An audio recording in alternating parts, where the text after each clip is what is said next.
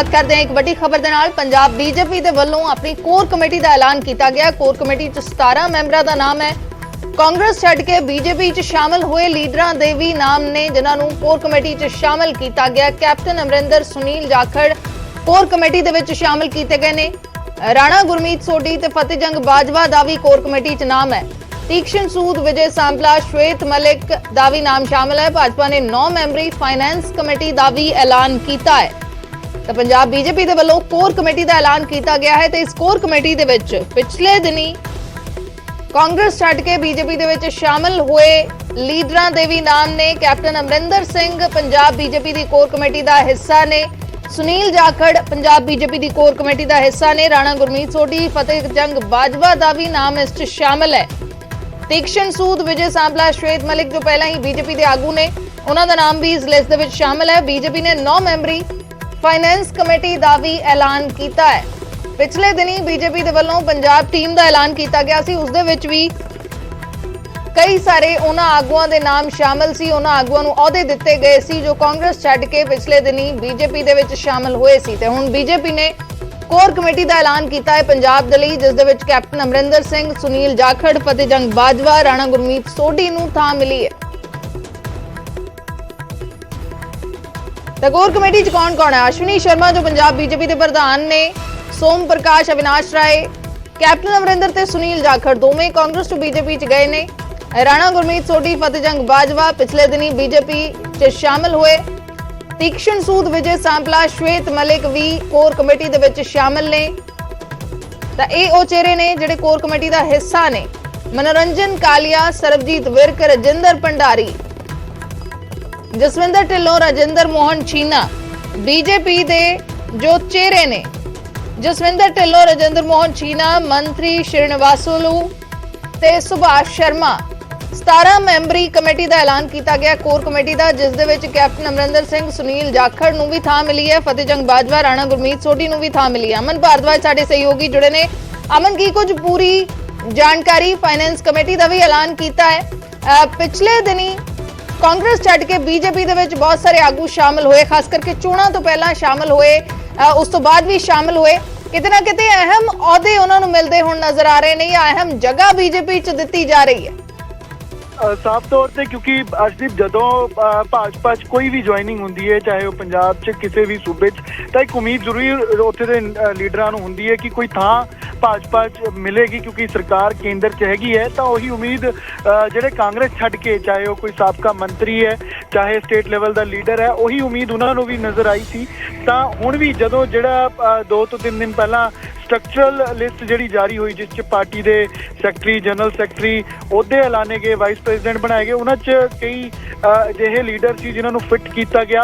और पार्टी ने किते ना किते एनालाइज करके कि आने वाले समय च जिहड़ी 2024 दी लोक सभा चोणां है, तो उस लई किहड़े हलके दा, किहड़े एरिए दे, माझे, मालवा, दुआबा, पूरी वो लिस्ट एनालाइज करके किस दा किवें दा एक्सपीरियंस है उन्हां लीडरां नूं फिट किया है। चाहे वो भाजपा दे सीगे, चाहे वो दूजी पार्टियां तो आके भाजपा शामिल होए ने।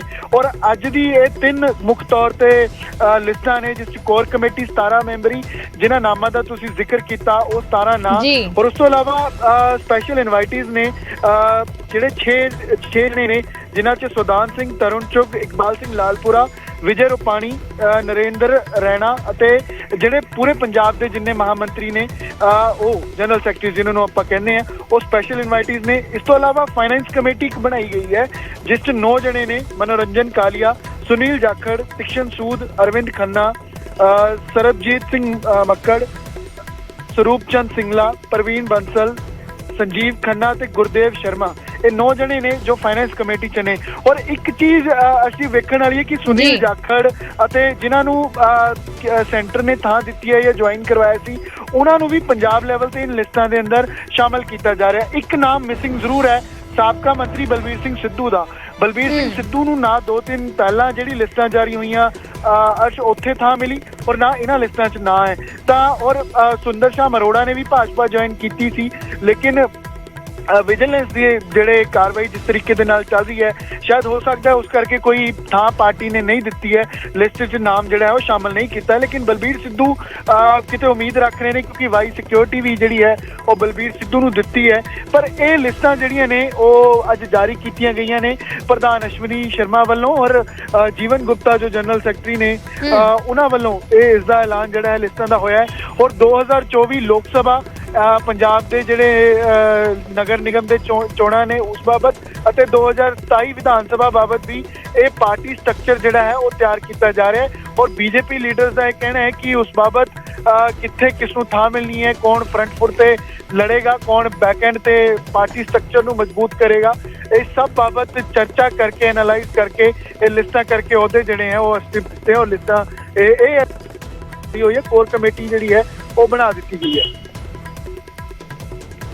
ਜੀ ਸ਼ੁਕਰੀਆ ਅਮਨ ਪੂਰੀ ਜਾਣਕਾਰੀ ਦੇ ਲਈ। ਤਾਂ ਕੋਰ ਕਮੇਟੀ ਦਾ ਐਲਾਨ ਕੀਤਾ ਹੈ, ਸਾਬਕਾ ਕਾਂਗਰਸੀਆਂ ਨੂੰ ਵੀ ਇਸ ਕੋਰ ਕਮੇਟੀ ਦੇ ਵਿੱਚ ਥਾਂ ਦਿੱਤੀ ਹੈ। ਬੀਜੇਪੀ ਨੇ ਕੈਪਟਨ ਅਮਰਿੰਦਰ ਸਿੰਘ, ਸੁਨੀਲ ਜਾਖੜ, ਫਤਿਹਜੰਗ ਬਾਜਵਾ, ਰਾਣਾ ਗੁਰਮੀਤ ਸੋਢੀ ਨੂੰ ਇਸ ਕੋਰ ਕਮੇਟੀ 'ਚ ਜਗ੍ਹਾ ਮਿਲੀ ਹੈ। ਲੇਕਿਨ ਜਿਵੇਂ ਸਾਡੇ ਸਹਿਯੋਗੀ ਅਮਨ ਜਾਣਕਾਰੀ ਦੇ ਰਹੇ ਸੀ ਕਿ ਇਸ ਤੋਂ ਪਹਿਲਾਂ ਜਿਹੜੀ ਪੰਜਾਬ ਦੇ ਲਈ ਟੀਮ ਐਲਾਨੀ ਗਈ ਸੀ ਬੀਜੇਪੀ ਦੇ ਵੱਲੋਂ, ਬਲਬੀਰ ਸਿੰਘ ਸਿੱਧੂ ਸਾਬਕਾ ਕਾਂਗਰਸੀ ਮੰਤਰੀ ਰਹੇ ਨੇ, ਲੇਕਿਨ ਹੁਣ ਬੀਜੇਪੀ ਦਾ ਹਿੱਸਾ ਨੇ, ਉਹਨਾਂ ਨੂੰ ਉਸ ਦੇ ਵਿੱਚ ਵੀ ਜਗ੍ਹਾ ਨਹੀਂ ਮਿਲੀ ਤੇ ਇਸ ਕੋਰ ਕਮੇਟੀ ਦੇ ਵਿੱਚ ਵੀ ਜਗ੍ਹਾ ਨਹੀਂ ਮਿਲੀ, ਤਾਂ ਕੀ ਕੋਈ ਹੋਰ ਅਹੁਦਾ ਉਹਨਾਂ ਨੂੰ ਦਿੱਤਾ ਜਾਂਦਾ ਹੈ? ਇਸ ਤੇ ਸਵਾਲ ਜ਼ਰੂਰ ਬਣਿਆ ਹੋਇਆ। ਲੇਕਿਨ ਕਈ ਸਾਰੇ ਵੱਡੇ ਚਿਹਰਿਆਂ ਨੂੰ ਬੀਜੇਪੀ ਨੇ ਕੋਰ ਕਮੇਟੀ 'ਚ ਥਾਂ ਦਿੱਤੀ ਹੈ।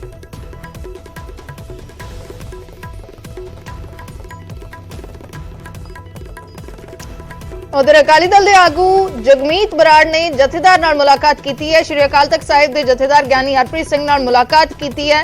ਅਕਾਲੀ ਦਲ ਤੇ ਪੰਥ ਦੀ ਮੌਜੂਦਾ ਸਥਿਤੀ ਤੇ ਗੱਲਬਾਤ ਕੀਤੀ ਹੈ। ਜਗਮੀਤ ਬਰਾੜ ਨੇ ਕਿਹਾ ਹੈ ਕਿ ਲੀਡਰ ਨਹੀਂ ਸੱਚੇ ਅਕਾਲੀ ਦੇ ਵਜੋਂ ਜਥੇਦਾਰ ਨਾਲ ਮੁਲਾਕਾਤ ਕੀਤੀ ਹੈ।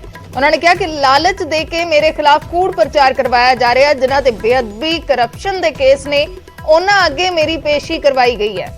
ਪਾਰਟੀ ਦੇ ਵਰਕਰ ਵਜੋਂ ਮੈਂ ਕੰਮ ਜਾਰੀ ਰੱਖਾਂਗਾ, ਇਹ ਵੀ ਜਗਮੀਤ ਬਰਾੜ ਨੇ ਕਿਹਾ। ਇਸ ਮੁਲਾਕਾਤ ਤੋਂ ਬਾਅਦ ਅਕਾਲੀ ਦਲ ਨੂੰ ਜਗਮੀਤ ਬਰਾੜ ਬਾਗੀ ਤੇਵਰ ਲਗਾਤਾਰ ਦਿਖਾ ਰਹੇ ਨੇ। 10 ਦਸੰਬਰ ਨੂੰ ਅਨੁਸ਼ਾਸਨੀ ਕਮੇਟੀ ਅੱਗੇ ਵੀ ਉਹਨਾਂ ਨੇ ਪੇਸ਼ ਹੋਣਾ ਹੈ। ਪਹਿਲਾਂ 6 ਦਸੰਬਰ ਨੂੰ ਕਿਹਾ ਗਿਆ ਸੀ, ਲੇਕਿਨ 6 ਦਸੰਬਰ ਦੀ ਜਗ੍ਹਾ ਹੁਣ 10 ਦਸੰਬਰ ਨੂੰ ਉਹਨਾਂ ਨੇ ਅਨੁਸ਼ਾਸਨੀ ਕਮੇਟੀ ਅੱਗੇ ਪੇਸ਼ ਹੋਣਾ ਹੈ।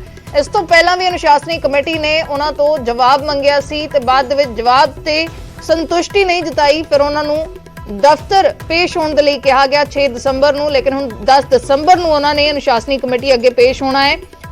ਪਾਰਟੀ ਵਿਰੋਧੀ ਗਤੀਵਿਧੀਆਂ ਦੇ ਇਲਜ਼ਾਮ ਲੱਗ ਰਹੇ ਨੇ ਜਗਮੀਤ ਸਿੰਘ ਬਰਾੜ ਦੇ ਉੱਤੇ ਤੇ ਇਸ ਵਿਚਾਲੇ ਉਹਨਾਂ ਨੇ ਸ਼੍ਰੀ ਅਕਾਲ ਤਖਤ ਸਾਹਿਬ ਤੇ ਪਹੁੰਚ ਕੇ ਜਥੇਦਾਰ ਗਿਆਨੀ ਹਰਪ੍ਰੀਤ ਸਿੰਘ ਨਾਲ ਮੁਲਾਕਾਤ ਕੀਤੀ ਹੈ ਤੇ ਕਿਹਾ ਹੈ ਕਿ ਅਕਾਲੀ ਦਲ ਤੇ ਪੰਥ ਦੀ ਮੌਜੂਦਾ ਸਥਿਤੀ ਦੇ ਬਾਰੇ ਗੱਲਬਾਤ ਕੀਤੀ ਹੈ ਤੇ ਲੀਡਰ ਨਹੀਂ ਸਗੋਂ ਸੱਚੇ ਅਕਾਲੀ ਦੇ ਵਜੋਂ ਮੁਲਾਕਾਤ ਕੀਤੀ ਹੈ। ਉਹਨਾਂ ਨੇ ਇਹ ਵੀ ਇਲਜ਼ਾਮ ਲਗਾਇਆ ਕਿ ਲਾਲਚ ਦੇ ਕੇ ਉਹਨਾਂ ਦੇ ਖਿਲਾਫ ਕੂੜ ਪ੍ਰਚਾਰ ਕਰਵਾਇਆ ਜਾ ਰਿਹਾ। भावना सच्चे मनो उन्होंने कोले प्रगट करना है ताकि दुनियावी बंदे कोई राजनीतिक कीड़ा मेरे विरुद्ध कड्डन तो पहला मैं अपने दिल की भावना पंजाब के लोगों के सामने रखा, क्योंकि मेरे खिलाफ कूड़ प्रचार पैसे दे के लोगों नूं अहुदे दे के जिन्हां ते करोड़ां अरबां रुपए के इल्जाम हैं, मेरियां पेशियां वो बंदे पा रहे हैं जिन्हां दे उत्ते बेअदबियां दा, जिन्हां दे उत्ते अनेकां वार करप्शन के केसिस पेंडिंग है। 4 इंटरपोल भाल रही है वजीरां नूं, जिहड़े वजीर रहे हैं उन्हां दे विरुद्ध जदों इन्ने केस चल रहे होण तां जिहड़ी कमेटी भी गठित की गई, मैं बेनती की कि मैं पत्र तुहानूं भेज दिता, मैं कोई जाती गल बाई नेम किसी दे विरुद्ध नहीं कही, इस करके मैं पार्टी दे वर्कर वजों अपना काम जारी रखा।